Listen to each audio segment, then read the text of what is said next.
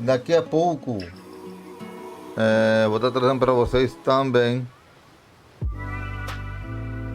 evento da PlayStation daqui a pouco no canal do YouTube. Fique ligado. Vai sair com sequência, né? Porque o Final Fantasy XVI, episódio 9 ou 10, esse dia é pra segunda-feira, hein?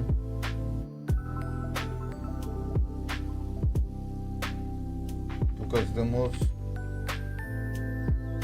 esses eventos são muito mais importantes. Um jogo atrasado de um ano. Mas pelo menos estamos trazendo tudo aqui no canal para vocês. Lembre do like, comentário e compartilhar o vídeo. Se você não lembra, só like o peixinho maroto.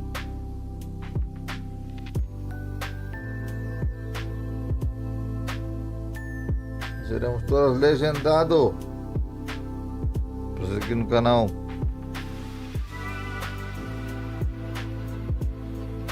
Falta um minutinho só.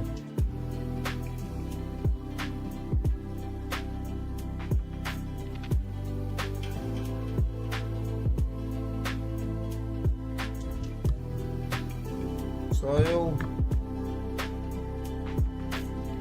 Initiar Janela, Pesquisar Janela, Exhibic, Viseo de Tarfas Janela, Applicative, Projeter Mtila Shia, Previa, Janela. Não tive tempo. Eu tô médico.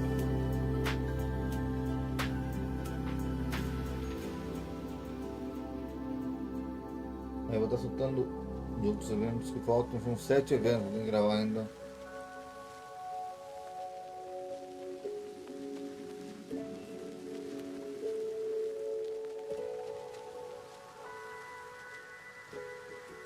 Então, lembrando, o Summer Game Fest, teremos aqui também todinho aqui no canal. A Gamescom também. Todos os eventos vão estar aqui.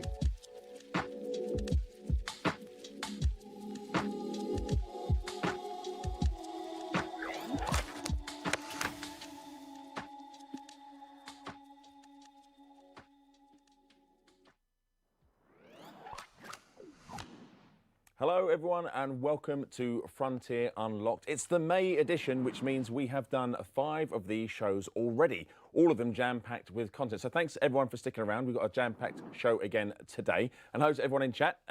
Someone did say it was 20 seconds till the Thargoids arrived. I am not a Thargoid, despite my looks. I am actually human, it's true. But hello to everyone in chat, all of our Zookeepers, all of our Jurassic fans, all of our F1 fans, and 07 to all of our commanders out there.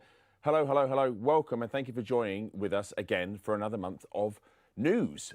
So hello, hello, hello everyone. I see everyone in there. I see local. Oh my, it's moving well quick now. So okay. Tamo Hack, Satec, Mechanic Guide. I'm getting the names wrong. But we can see everyone here. I see YouTube people. I see people on Twitch. So I see you all. So thank you so much for joining. Chat was moving really quickly there. But 07s and hello. So welcome to everyone to the show.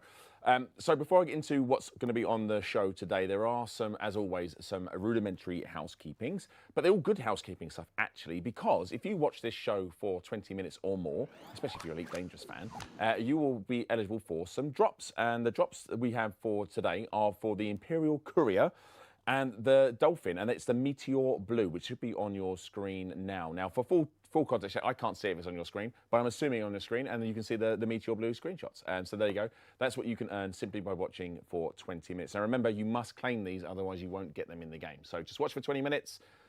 You can bear putting up with me for 20 minutes, then you will earn these shots. But actually, don't worry about me. It's the content you've come here for. We've got loads of news for you. So we're going to be talking about some DLCs that we released for both Jurassic World Evolution 2 and for Planet Zoo on console. Then the wonderful Alex is going to sit down with the F1 Manager 24 development team and talk and have a good look at creator team. And then I sit down with Zach and talk about a ship I may have mentioned at the end of the last show, which was the Type 8.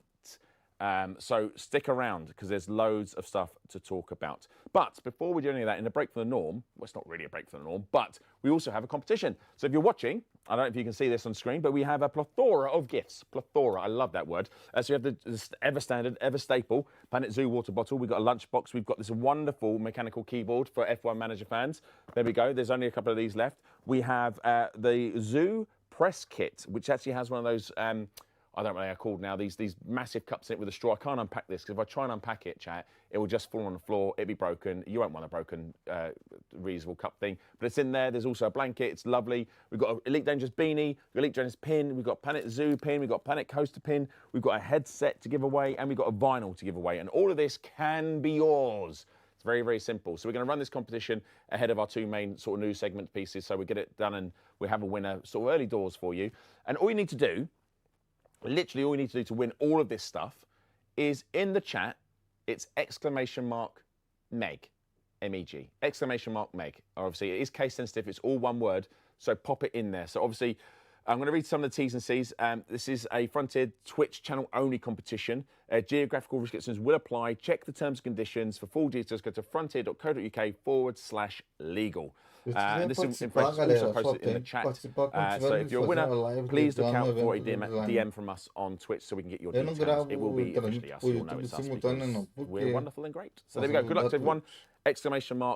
!Meg. Now, I seem to have lost chat. It seems to have stopped for me. I'm assuming it's because 8 billion people are typing Meg at the moment. So if I can't see you in chat, I'm very, very sorry.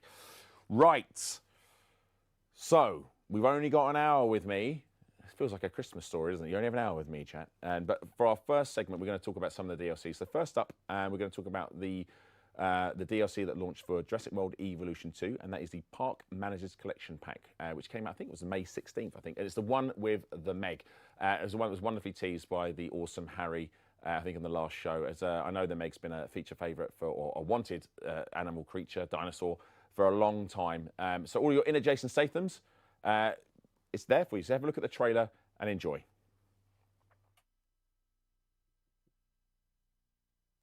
Discover the greatest and smallest creatures to roam our prehistoric planet, with legendary giants of the oceans and skies to the humblest of creatures to walk the earth. Microceratus, a small ceratopsid dinosaur from the late Cretaceous period. With a distinctive frill, this small bipedal herbivore lacks the horns of its mightier relatives, relying instead on speed and agility to avoid predators. The great Thanatos dracon. This genus of pterosaur was one of the largest to roam the coasts of the late Cretaceous period. With a mighty wingspan and enormous beak, the aptly named Dragon of Death ruled over the prehistoric skies of South America. A nimble scavenger, Stegosaurus scurried through the sands of the early Jurassic. This small theropod has long arms and powerful legs for its size, and although not as fearsome as its larger brethren, it still relies on speed and cunning to hunt its prey. Megalodon, the largest shark in all existence. With a bite force 5 times greater than that of T-Rex, and jaws lined with over 275 teeth, this apex predator of the early Miocene ruled the oceans for over 13 million years. These wondrous species once lived many epochs apart, now brought together for all park managers by the power of science.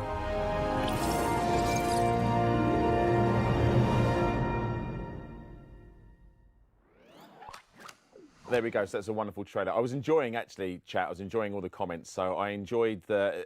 In fairness, producer Adam was like, "It makes sense why I picked Meg, right?" I was like, "Yes, it does make sense." Although people are referencing Family Guy, it isn't a Family Guy reference. I also enjoyed Lord He Big when the Meg was on screen, so that was fun. So I'm glad you enjoyed that. So this update obviously brought 4 new species, including obviously the Megalodon, which you've been talking about, on this, and plus a new skin for the T-Rex. I think it was also released with a free update with some new sceneries and some bug fixes as always. Now, some of the eagle-eyed of you may have noticed that we're very, very happy to announce that we'll be working with our friends at Universal again. And for all of our Jurassic fans, we will have some more news for you a little bit later on down the road. But for now, we're going to move on to the other DLC we released in this month, which was only yesterday, I believe, for Planet Zoo on console, which was the Twilight and Aquatic bundle. Do we have a trailer for this, producer Adam? We do. He's nodding furiously. But this actually came with 10 animals, 370 scenery pieces and 2 new scenarios. So let's have a look at that trailer now.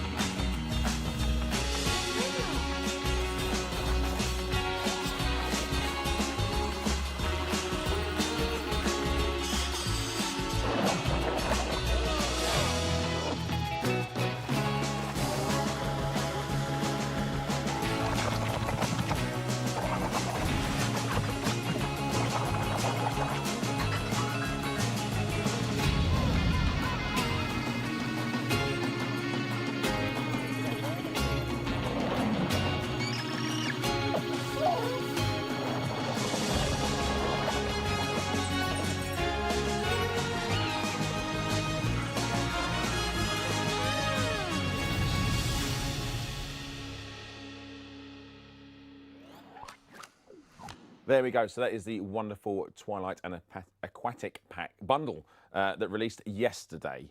So there we go. That's 2 amazing DLCs that have come out. Now, talking about amazing things, one of you has won this amazing bundle of prizes, and I actually do have a winner. So thank you for all your entrants. As I said, we're trying to get the competition done early doors, and the winner is none other than Stainless71. Stainless71, congratulations. Look out for a DM from us, and we'll get all this stuff boxed up, packaged up, and winging its way to you for you to enjoy. So congratulations, GGs, and all that talk to you. Well done for winning the bundle. Right, now let's talk about Formula One Manager 24. So obviously we've announced that it's going to be releasing July 23rd. It's available to pre-order right now. And we released the gameplay trailer, I think it was a couple of weeks ago. It's really cool. So we're going to play it for you now, and then we're going to get into a little bit more detail. Have a look.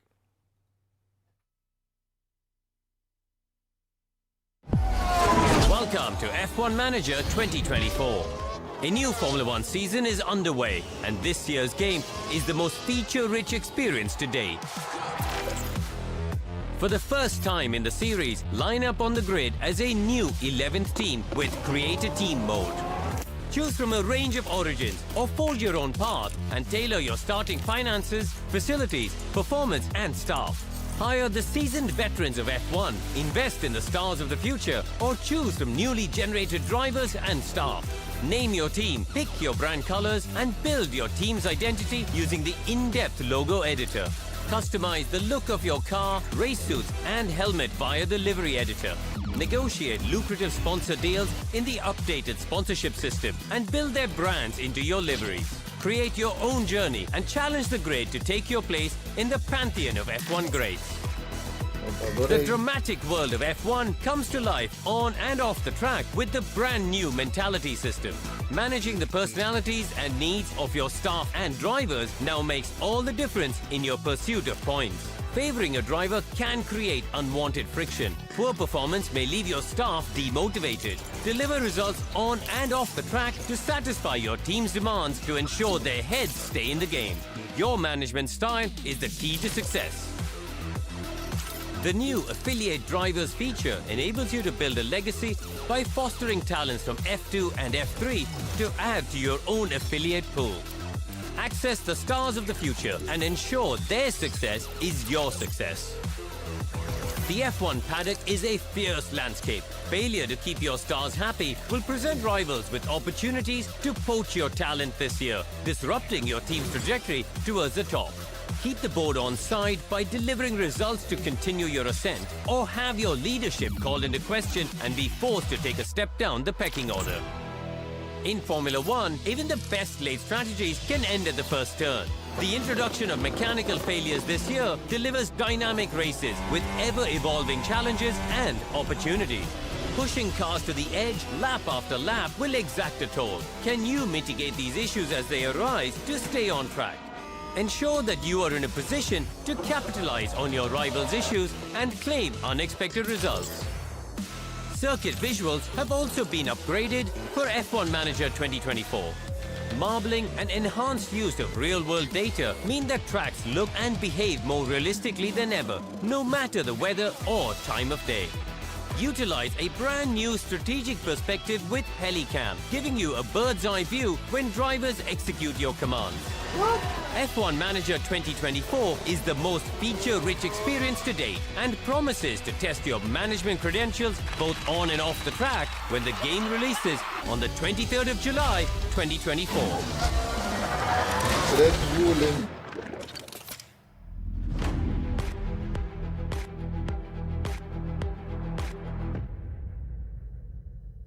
Então, aí está. 23 de julho.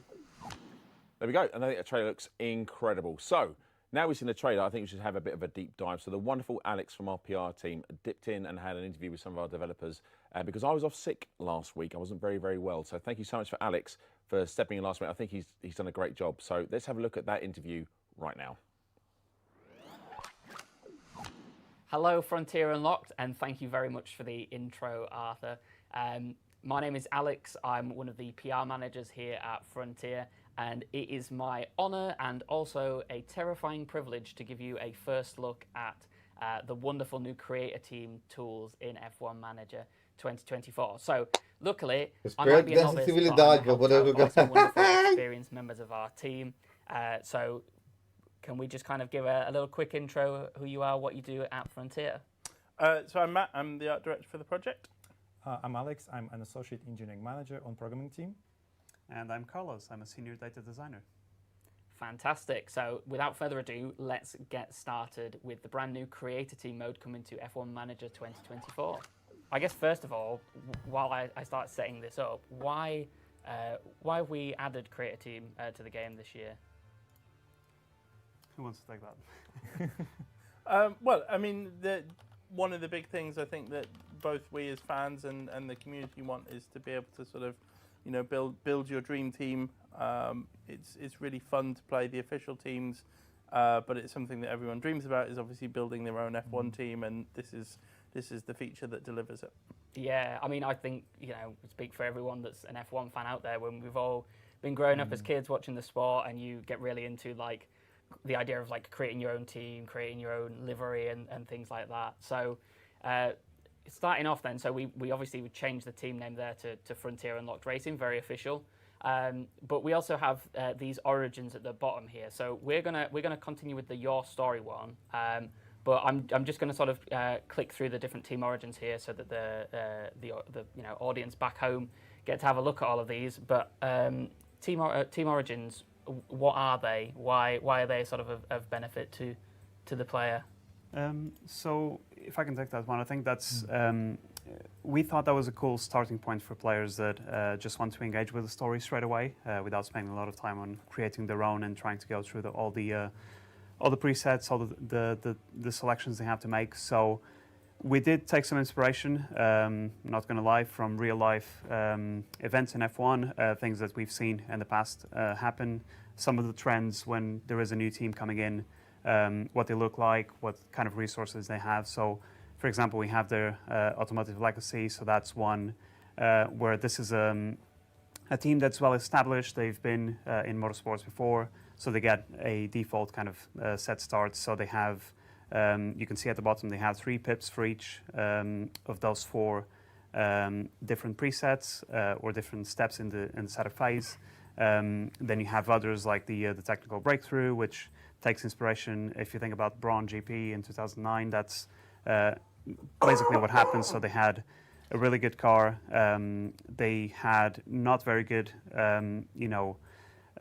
resources back at HQ and back home, but they had really good staff and they had competent drivers. So those kind of presets, those kind of stories really help the player just get into a story straight away and take inspiration from that.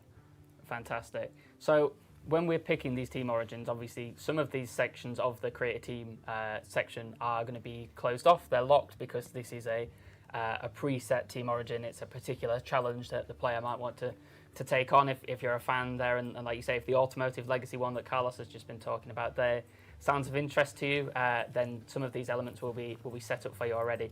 we're going to go for your story because everyone back at home would want to click every single button on this screen, so I am going to make sure that we do that. So we're going to move now into team setup. So this is something that you get with your own team origin setup. So while I just sort of move through some of the options here, can we just sort of explain a little bit about how you would go about setting your team up and the sort of different restrictions you can place on yourself here? Yeah, I'll have this one as well. Exactly. You can just choose your own story, choose how much balance you can choose, go any facilities you want and see how good is your car. And especially, yes, you can fine tune all your buildings and just select exactly what level you go for. It's worth mentioning that we have obviously three different tabs over there, and then you just choose within the tab. You can't apply points from one tab to another because obviously, like having the operational facilities, they're not going to be as as expensive as the development facilities because that's like very expensive buildings. Because otherwise you can just disable helipad and build more design centers.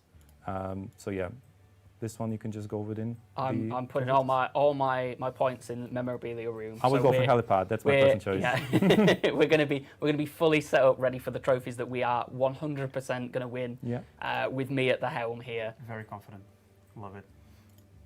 So yeah, and then we also have the car performance as well there. So I guess that affects sort of how we are coming into that first race weekend of the year. You know, are we right at the back of the grid? Do we want to be 21st and 22nd, moving our way right up the grid order, or do we want to kind of come back in and surprise everybody by being in that front pack?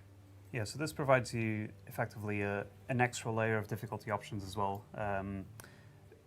Again, it's all about giving the players the opportunity to create their own story, but they can also decide what kind of challenge they want to have for multiple playthroughs. So sometimes they might decide, okay, I'm going to go low on everything, really test myself against the best, or I'm just going to have a quick start, be almost as good as Red Bull, and yeah, just go for it. So yeah, that's kind of the offers we have, the choice we have. Fantastic. And so I've just moved into the next section where we're going to pick our drivers and staff. Now, conveniently, we have ended up with the Ferrari lineup for next season paired together. But we do have this sort of randomized staff options as well, where we can use generated drivers. We can adjust this to affect all the different team members. So I'm going to go and I'm going to change out a couple of drivers here. So something that we've seen after the fantastic trailer was released recently was people coming back to us and saying, well, can the quality of the driver be impacted by our budget, right? So I guess in the creator team, the sort of team origin section of that, we're able to set our own limitations, right? We can pick drivers from F2, F3, etc. But within the pre-selected team origins, those are going to have determined levels of driver, right? Yeah, so I mean, you can see here that you're looking at sort of three-star or 3-pip drivers. So in this particular mode, you're free to change that rating and pick from people that are, fantastic or just starting out their careers. If you go with the team origins, these things are more limited, so it forces you into picking certain categories of drivers. So again, there's multiple ways you can play it. You can set your own limits in here, or you can pick an origin that kind of aligns with the story that you want to go with.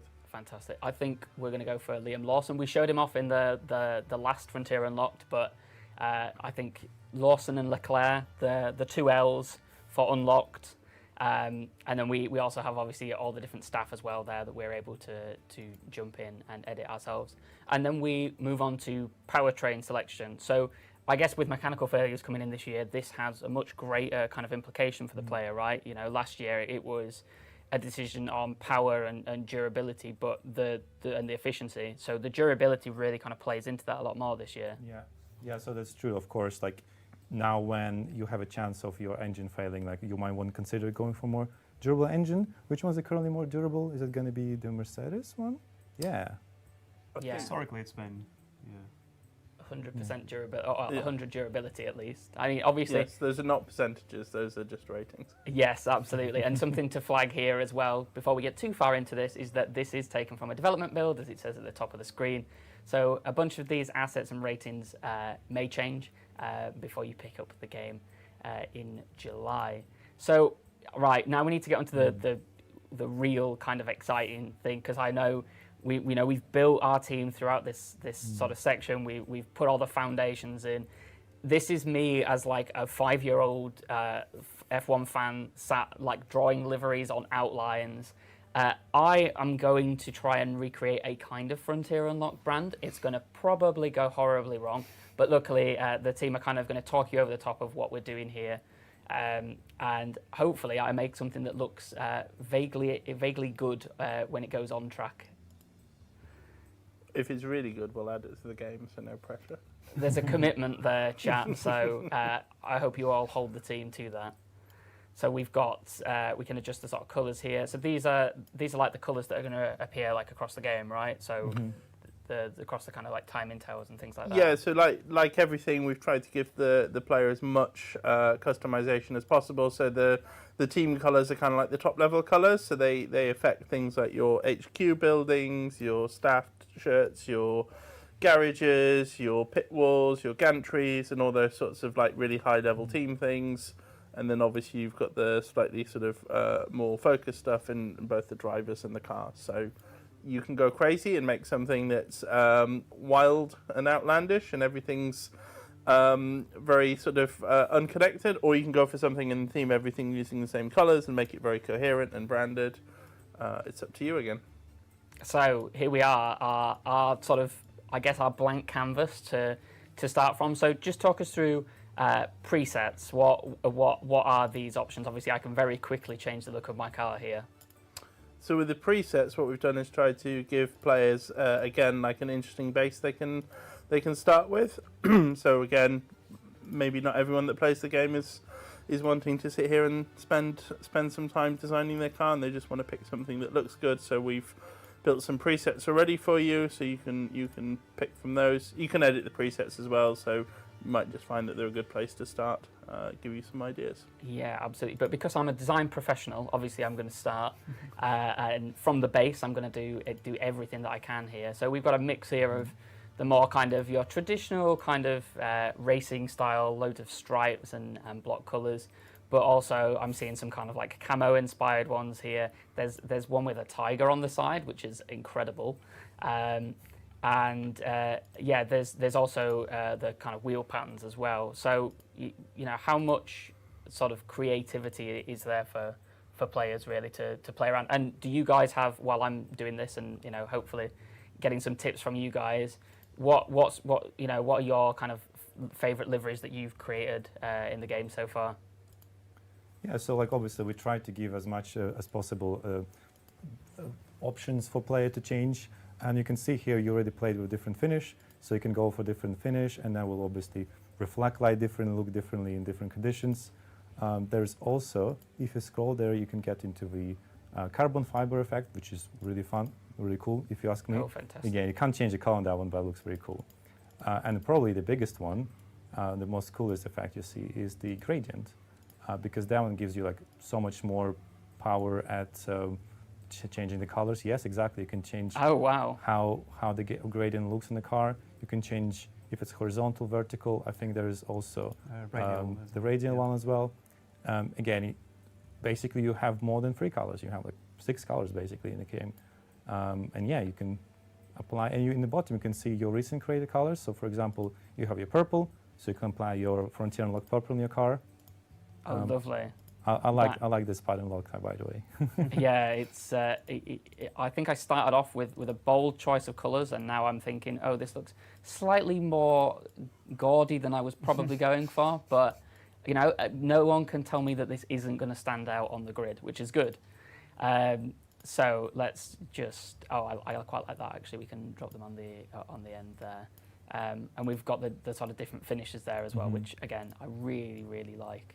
That we're able to pop those on there. So Let me just pop that a little bit more red, actually, because the Fromtier Unlocked red, I've got producer Adam in the corner kind of pointing the colours out to me, so we'll go with that then. So then that's our car livery, but also that spans across the driver's suit as well, right? So I can go in, we obviously have the preset for those as well, but we can edit our driver's suit in here with the same kind of variation. So how kind of important was it for you guys when we started working on the creative team stuff that that like level of creativity comes all the way across the different elements of the game?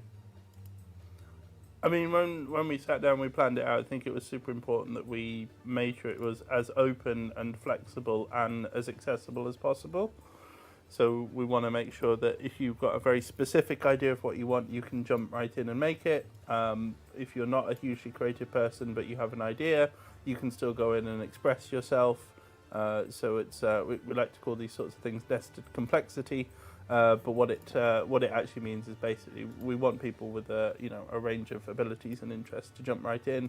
And if you look at the history of F1, I mean, all the liveries and the cars that have existed through time, the variety is huge. It's really important that players can make their favourite one, because it isn't necessarily everyone's favourite one. Yeah, I love that the gradient stuff kind of comes across the helmets as well. Really cool that we can change that. And these, when you match these up, they kind of make like quite harsh lines, don't they? So you can kind of add that like extra like line to the front there if we wanted to. But I really like this kind of like soft blend into the front. It's really cool, particularly on like the suits and the helmets, where you can create that kind of like flowing color look. I sound like know what I'm talking about when it comes to design. I have not the foggiest chat. But no one is telling me off yet, so that must mean I'm doing a good job. No, and that's the beauty of it, I think. The ability to either make it seamless, make it flow, or just go for something different. So you can have the helmet looking different to the rest of the suit. You can have the suit looking different to the car, and it's really up to the player to decide what to do. So fantastic. And now, obviously, right, we've got the look of the car, we've got the look of the drivers and the helmets. So now we're moving on to the logo. So the kind of like badge of the team's identity. We've got a couple of presets here, but we do also have a little Fromtier Unlocked logo that we made ourselves, kind of in the style of like popular British TV shows.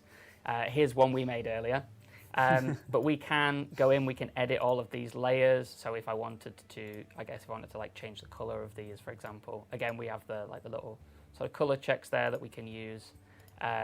And there's sort of scaling there. But I guess if I just go through and sort of look at these, have you seen some quite creative logos within the internal teams at the moment? I think I've seen a couple of screenshots where people have sort of really gone out to either replicate something from the past or like created something entirely like unique to themselves. So yeah, it really, really cool to see all these, and like the little light letters as well. We could put on like a little like Fromtier Unlocked F. When you say little. Yeah, that's quite big, but handily that caveats us into the fact that you can scale and move all these around. And this like scaling tool, this applies to the sponsor editor as well, right? So we're not going to touch on that one in this Fromtier Unlocked. Come back in a future one. We will definitely be talking about sponsorship. But all these kind of like free-scale movement tools are Então acho que no próximo vamos falar sobre os patrocinadores, hein? Sponsorship editor, right? Absolutely. So again, like we've touched on before, we've tried to make sure that there's a common way of doing everything.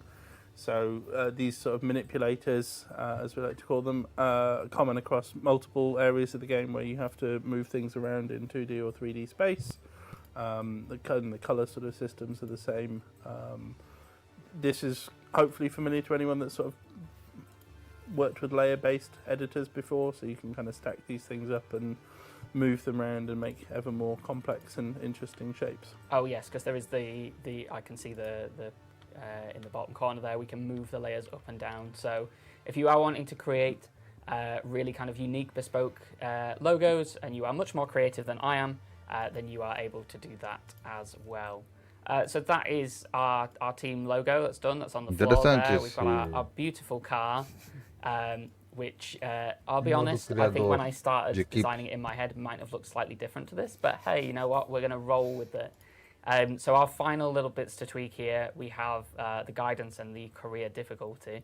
So do we want to just touch really briefly on difficulty, something that obviously came to the game last year, post-launch, but people might not have seen this at all before. So career difficulty, how do you kind of choose where to go with that? Well, I think it's obviously depends how much Fácil, challenge you want. It's médio worth e noting exactly difícil. we've added during the previous game. Médio and we have normal. expanded, and Tem we 4 have, modos ali, obviously, ó. it supports new Fácil, features like mechanical failures, and then of course team mediano, AI is also been improved a lot. difícil, So I would recommend, of course, starting with standards. High if you standard. want a little more challenge, and then go for easy. If you think you just want to see your team like winning, it's still not going to be like super easy, of course. It still be a challenge, but yeah. Eu vou I escolher think o you should easy, go né? for that. Claro. I think what's nice though here is because we split it into car and race, you can kind of fine tune where you want to invest your time. So I think there's people out there that really enjoy the race element and they want to make that really hard. And they don't want to focus too much on their car development, or vice versa, people that are really sort of into how they develop the car. So it kind of gives you that ability to, again, fine tune how you want to experience the game. Fantastic. So as we kind of move into the start of the season, we've got our 2 drivers, we've got our car ready for development. We will be going through a lot more of this in a lot more detail in future Frontier Unlocked. But I just wanted to say firstly a massive thank you to you guys for joining me, for sort of steering me through my first livery creator and the creator team section of the game. I am unbelievably excited to see players unleash their inner child when they start creating this and really bringing their passion for F1 to life. So that's your first look at Creator Team. As we mentioned at the start there, the game assets and ratings out final. So you might have noticed Valtteri Bottas sneaking into my livery and logo editor there. He clearly just really wants to be part of the team. Valtteri, I am always here for you if you need me. But without further ado, I'm going to hand it back over to Arf in the studio. There we go. So that was a great interview by Alex. So thank you so much, Alex, for stepping in at the last minute. An absolute pro. So we get some love in the chat for Alex and the devs for that interview. It was really well done. Thank you so much, Alex and the devs. But whilst we had the developers locked down, there's a load of AI enhancements going into Formula 1 Manager 24. So we thought we'd take the time to get them talk you through just some of them. And we have a video of that too. So have a look at this. Resumo do trailer, vamos ver. Dos trailers. So of course we have added difficulty options last year post-launch as a patch to F1 Legend 2023, and you can select from several difficulty options, and you can obviously change difficulty options separate for race management and racing. During the races, it will determine how they react to the things that are happening during the race, and they will choose the exact same options that you player have, so that how much you push in the car, how much you save fuel. When you do a pit stop, this will also mention, it will change how they react to the safety cars and stuff like this, and anything that happens during the race really. They will also react to the player options as well. If you push, they will try to push as well to catch up with you, to get from DRS range and stuff like that. Yeah, and obviously those decisions that they make during the races, during the race weekends will have an impact on the long-term season planning for those teams as well. So the team management side, that's all those decisions are impacting the teams, the AI teams, as well as the players' teams when it comes to leaving the race weekend. So if we think if they push too much on powertrain components, if they've done a lot of pushing during the race to get positions, then that obviously is going to have an impact on how much they wear, and that gets transported to team management. So penalties might come when the season is finishing.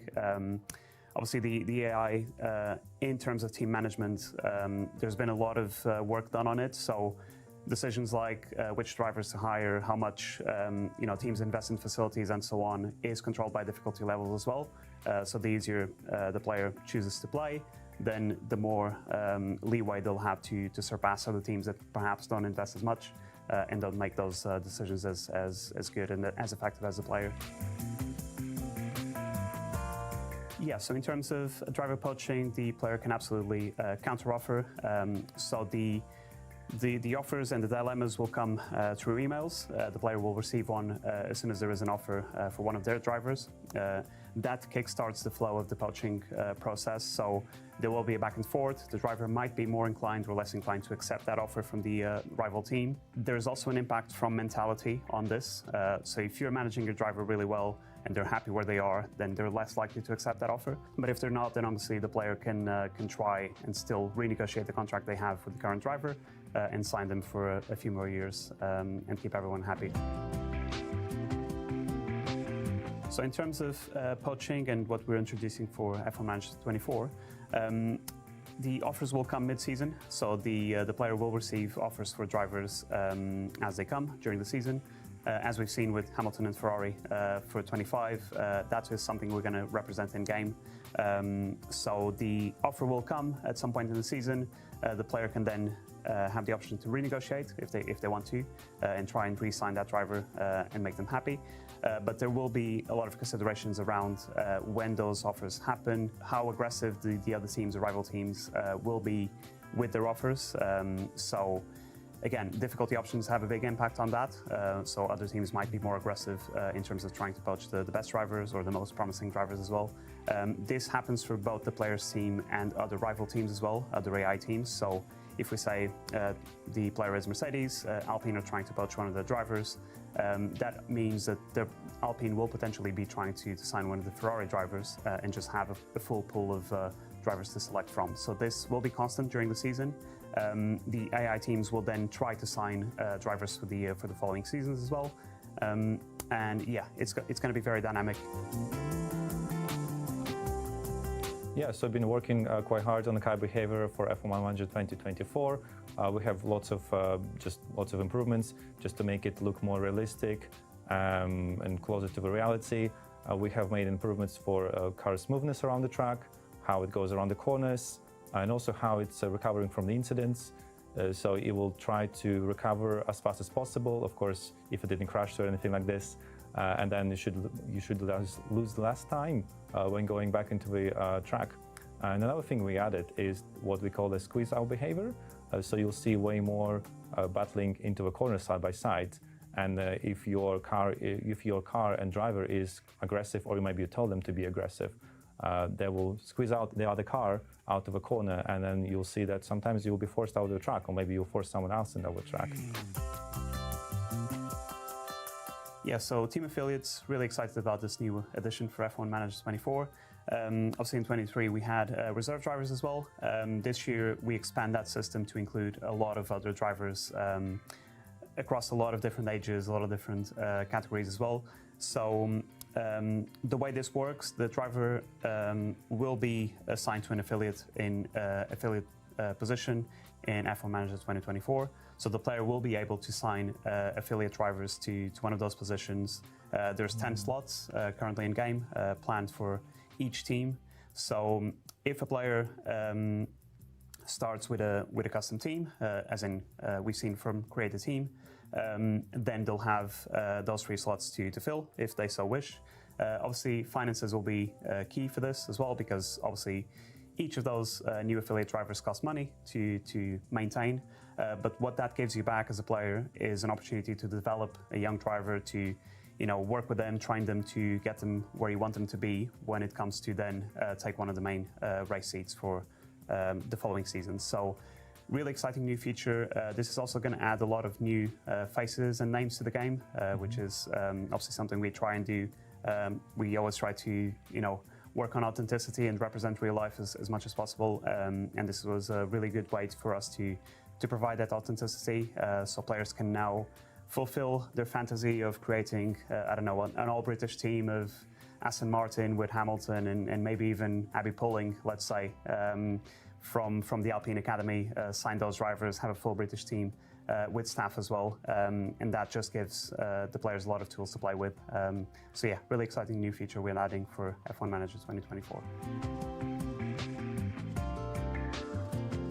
Yeah, so in F1 Manager 2024, the AI teams will have the opportunity to fill their affiliate slots as well and recruit using poaching, which is also something new for this year's game.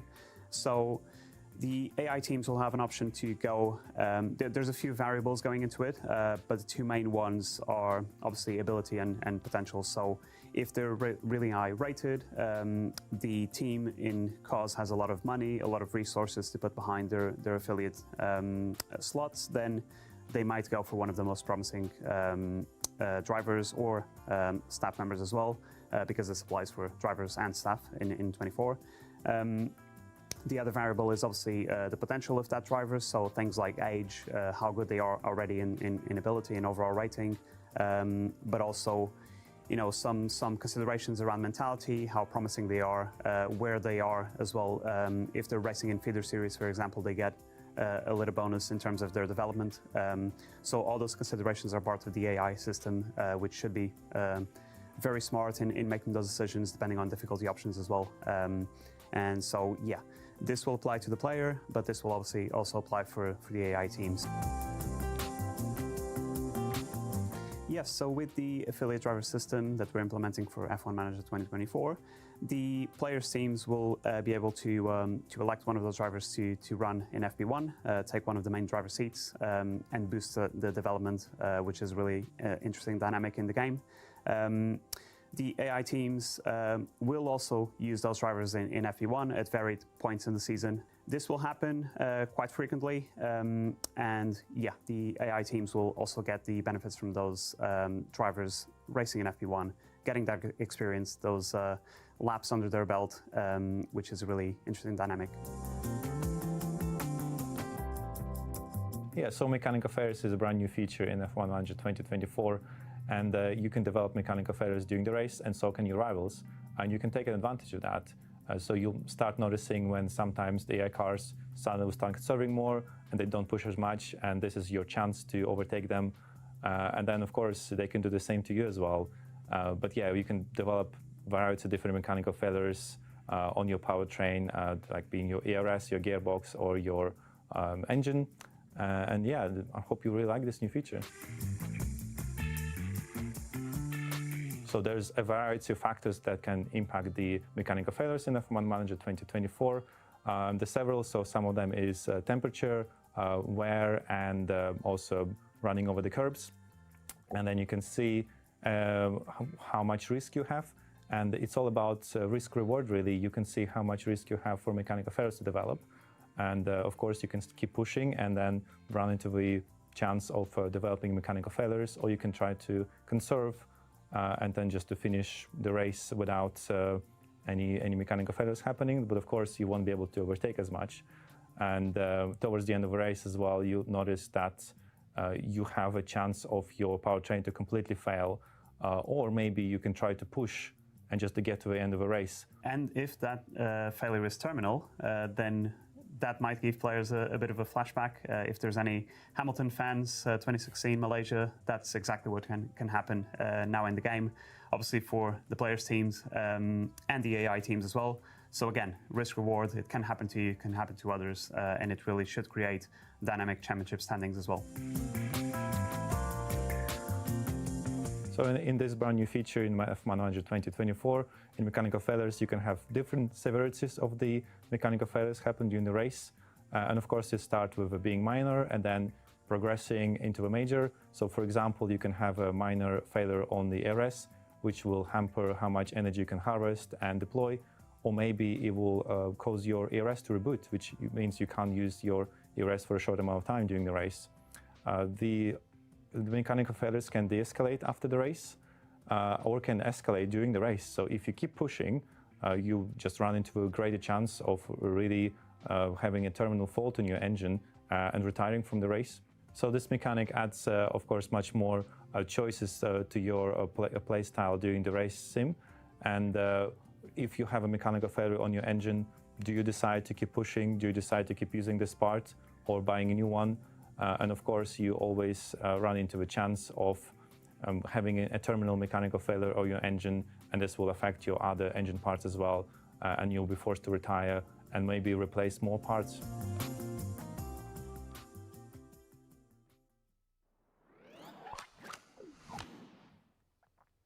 There we go. That was a lot of information. So thank you very much, Alex and Carlos, for providing about all the info about some of the AI enhancements coming to F1 Manager 24, which of course I've mentioned is already available to pre-order right now, and it's released on July 23rd. And on screen you should be looking at all the pre-order now deluxe version and all the extra gubbins you get with that. So have a look. If it's of interest, please pre-order right now. So there we go. That's all the F1 Manager 24 stuff done and dusted for this show. Now we're going to move on to our final segment where I spent some time with Zach. But before that, I mean, I think you know what we're going to be talking about. In the last stream, I dropped a very subtle hint about what the next ship was going to be in Elite Dangerous. It was the Type 8. So I took some time with the wonderful Zach Cocken, sat down over lunch, and we talked about just the aesthetic look of the Type 8 and just what it's going to look like and a couple of the little features you can expect from this ship. So enjoy this little video. I'll be watching the chat. Zach, welcome back to the show. It's never going to stop being weird interviewing you. Yeah, on the other side of the fence, right? Yeah, well, we did so many shows together. So again, well, thank you for coming in. Thanks for sacrificing your lunch today. We're going to be talking about the Type 8. We are going to talk about Type 8. We are, but we've got some other bits we want to cover off really quickly. Over the weekend, as I'm sure you're aware, that was the 4th Titan, Haddad. Yeah, so kaboom. Haddad has gone kaboom. Yeah, it was great to see, again, a lot of engagement, a lot of players getting, in position, ready to sort of take those pictures and sort of take the videos. Have you noticed as well, like, as the Titans have gone down one after the other, the picture quality's got better and better because now people are like, if I sit about here, I can start filming this. The sort of minutiae of exactly where they need to be to get that great shot without risking the ship at the same time, right? Got to feel bad for the Thar guys sitting there. Once they were the most terrifying force, and now we've got commanders going, yeah, I know, but we're just going to sit back here and get a picture of you as you die. We're just going to watch you. Yeah, I mean, it's funny you say that. It is interesting. The Titans just seem to be sort of, are they just sitting back and letting this happen? I don't know. I mean, they seem to be. I mean, I don't know. Who knows? Who knows? I would just be like, don't get, was it Han Solo said, that's great, but don't get too cocky. Don't get cocky, yeah. But it's great to watch, and it's good to see the Thar get a bit of a kick in after giving it to us for so long. It is, I know, it's been years now, and it's good to see humanity fighting back a little bit. And what we did see around the Titans was the brand new ship variant. The Python Mark II was in and around doing a bit of work around the Titan Hearts and putting a big old dent in Haddad. If you haven't seen it, the Python Mark II is now for early access if you want to pick it up, and we have a little trailer for you, so have a look at this.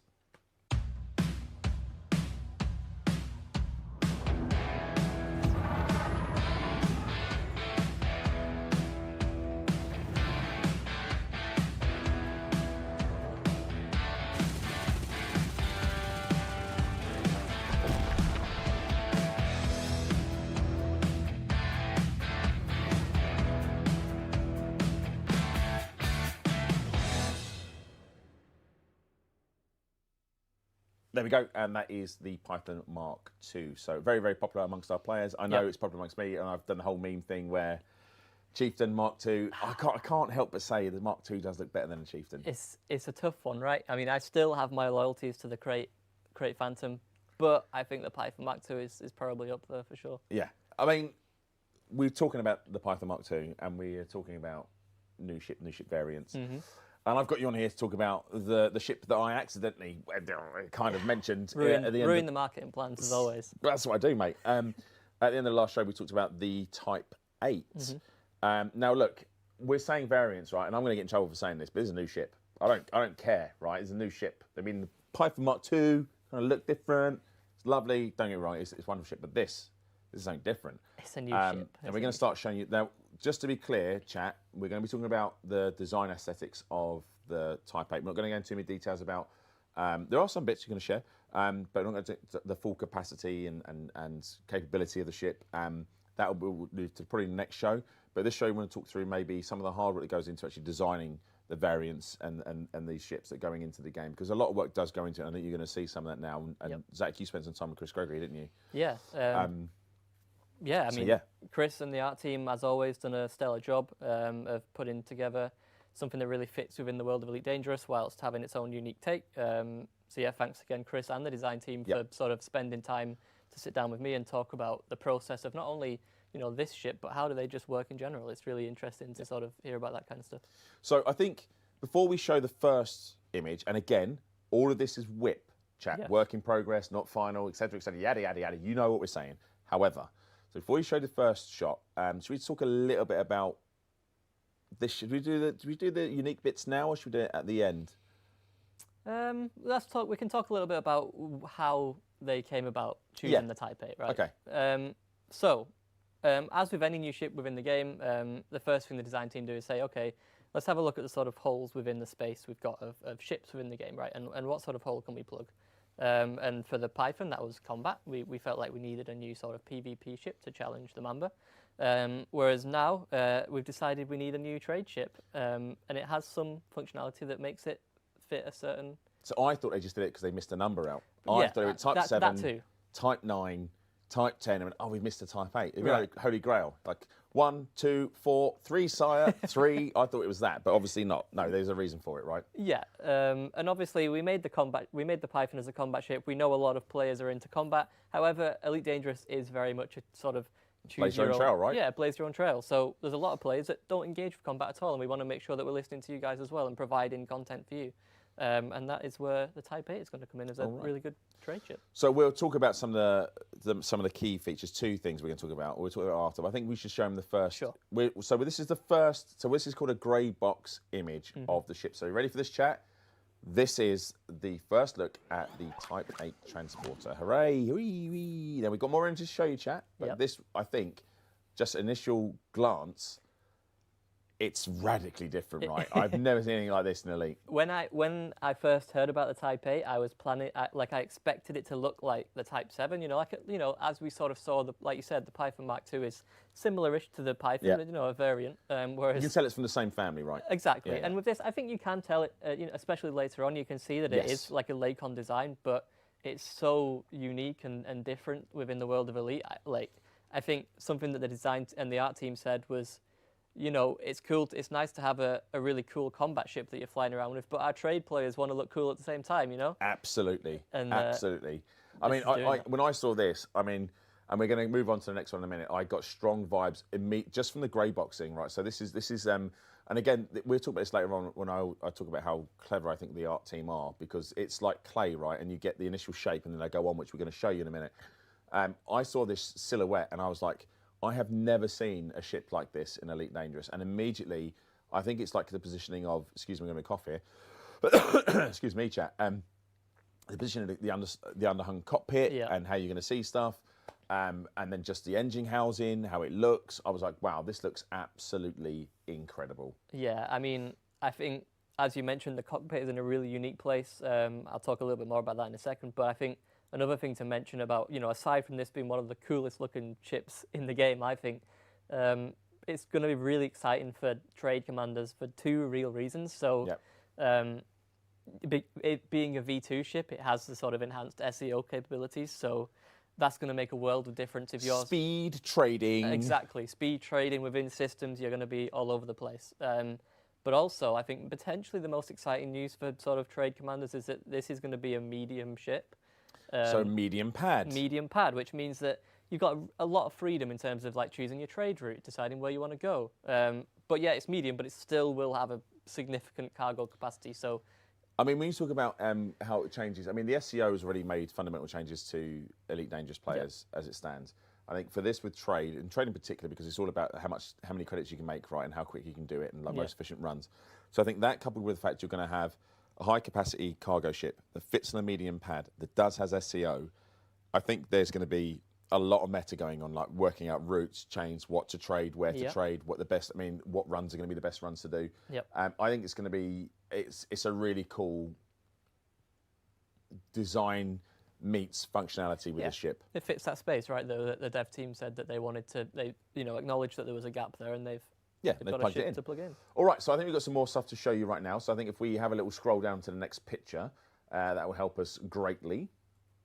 There we go.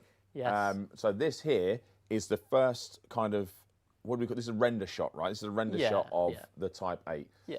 So just the difference between the grey box and this blows my mind every time I see it, because you get the shape and silhouette of the grey box, and then you get this. And when I talk about sculpting clay, how they do this is incredible. So Zach, talk to me about what we're looking at here. Yeah, so I mean, as you said, it's almost like you see it come to life here, right? And I think there's so much inspiration that we'll talk about in a second, but one thing I did want to point out before we get onto that inspiration is on those two sort of really iconic prongs, that's where a lot of your turrets and hard points are going to be. And so when you're in that cockpit view, you're going to have those arms in front of you, and you're going to have that sort of unique view of your hard points firing, and it's going to be super cool. And I think you've mentioned it in the past where you spend a lot of your time in Elite Dangerous within your ship, in your cockpit. Yeah. And this is giving you a really, really different look at the game. It's one of the things with the cockpit for many commanders, myself included, I guess. Your ship is just an extension of you, right? Yeah, that is you. So any change to that visual aesthetic is huge, right? So we're now be able to see the landing gear deploy, which your weapons or hard points deploy, seeing those prongs coming into land, which is going to be really important, like working out where you can put this ship down. I just think anything like that at all just feels like a vastly different experience for players. And I'm really excited to see what players do with this. And then, of course, any other cool stuff they want to put in their ship afterwards, you'll be able to see it. And I think you make a good point about coming into land with this being a sort of big cargo ship. I think sometimes with newer players potentially landing is quite difficult, especially for me. You're talking about me, aren't you? Well, both of us. I think landing is quite a challenge. Sometimes experienced players fine, but with this cockpit view, you actually can get a really good view of what's underneath you, which should make it quite relatively easy to land this ship safely. Your cargo is safe on the landing. Well, I mean, even with me flying, it's probably isn't safe, even with a better view. But I mean, look at this shot. I mean, we talked about the ship's looking sexy, right? And it's a functional cargo ship transporter, right? Still looks sexy, right? This looks. It does. You'd be happy to fly this. I don't want to, again. I don't want to speak ill of the Type 7, but if it's sat next to in a lineup, if you had to take one out on a date, it's not going to be a Type 7, is it? I think it's a clean winner. It's a clean winner. And I think with these images, if you haven't already guessed inspiration-wise, yes, let's talk about inspiration. So I think, as you can tell, a lot of inspiration was actually taken from just modern-day, industrial machinery. Yeah. As you can tell by the sort of paneling. So what the team have done, Chris and the team, is actually remove a lot of the external paneling so that you can see a lot of the sort of engines and tools and machinery, just to sort of get that more industrial feel. But apart from that, there is also another big inspiration that the team have taken for this ship, and I think this is what you were talking about straight away, right? So if you haven't guessed, chat, inspiration came from Ron Cobb, who I believe was a really successful sci-fi concept artist, primarily, I believe, famous for Alien, amongst other things. And I think you noticed that. I mean, I saw the shapes. I mean, I'll be honest. I saw the shapes, and then as soon as I saw the colour, I immediately went to the power loader prongs from Aliens, and then obviously there's the Betty from Alien Resurrection. We don't talk too much about that film, but the aesthetic design is fantastic. It's just, it feels used. It feels like a working ship. It's a bit used. It's a bit bruised.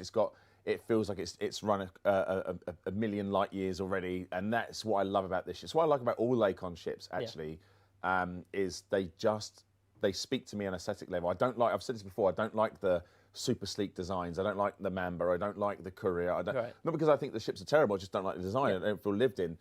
This feels lived in. You can almost imagine this landing on a desolate rocky planet and doing some trade. It's just a wonderful, wonderful design piece. Yeah, and I think another little sort of Easter egg is the render. Obviously, the colours aren't particularly final. They may be, they may not be.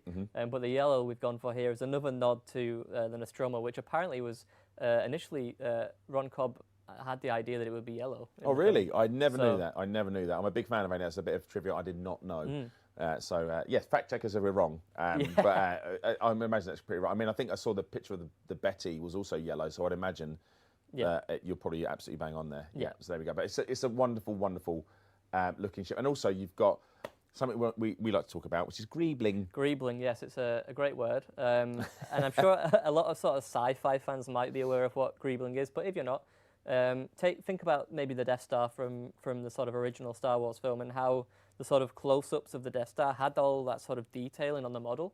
And basically, it's just sort of lowering and raising elements and adding that sort of blocky feel to make it just feel much more, like you said, sort of lived in and realistic. And you can see that with the Type 8, especially on the prongs there, the sort of as you saw in the block out, it was very much like, a rectangular. You saw the idea, right? Yeah. But it really comes to life when you add that greebling and the detail throughout. But it's again, it's like I said, it's like they get that initial shape, and then you just carve away until they get something that sort of fits the aesthetic. But I genuinely love this. And again, although I speak ill of the Type 7, you can still see it's part of the family. You can still see it's clearly a Lakon ship.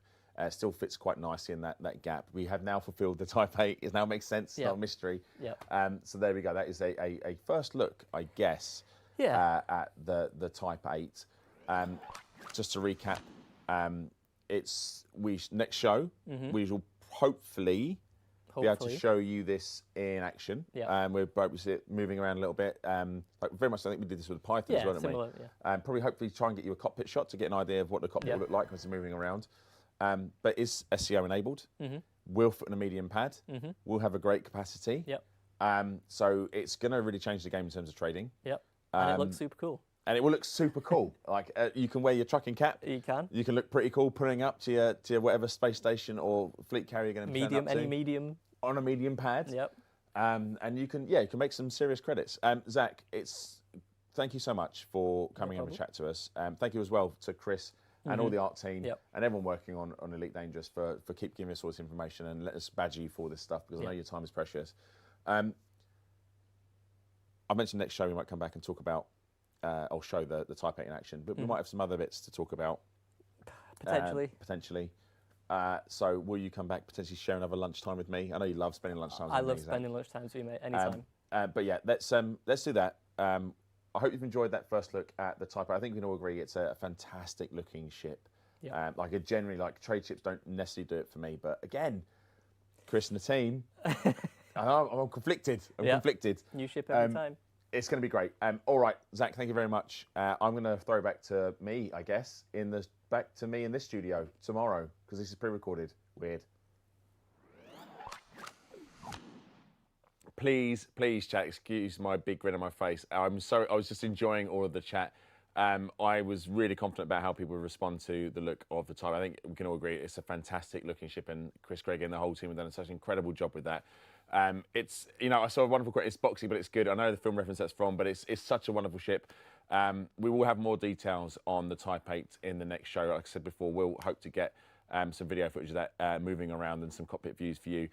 Thank you, as always, to the wonderful Zach for taking his lunch. And I enjoyed the justice for Zach giving some lunch. I'll get him a sandwich next time he's in, right? But he spent some time over lunch talking to me yesterday all about the Type 8. And I told you, last month, when I saw the first images of the Type 8, I knew straight away, I was like, this looks so different.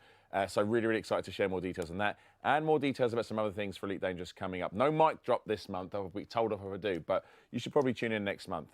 That's been it for the show. I hope you really enjoyed it. Thanks to all of our guests. Thanks to all the people that spent time. And thanks most importantly to our chat for tuning in and joining. And to all the mods that every time we have a show are in there tirelessly working. So big love to all of you. We'll be back on the next stream on, it's right, Wednesday, the 26th of June. And I will see you there. And I'm going to maintain the kiss goodbye. Love you all. See you in the next one.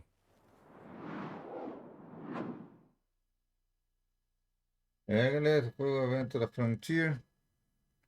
O Fórmula 1 teve muitas surpresas muito legais. Eu digo que eu fui surpreso com esse modo de criação. Então, vamos ver. Vamos chegar dia 23 de julho. O Fórmula 1 Manager. Como vai ficar. Então, galera, eu vou ficar então por aqui. Então, OBS 28.1.2 Float on docks. Interromper transmissão. Será daqui a pouquinho do PlayStation. E ligados até o próximo vídeo. Valeu, falou. Eu fui!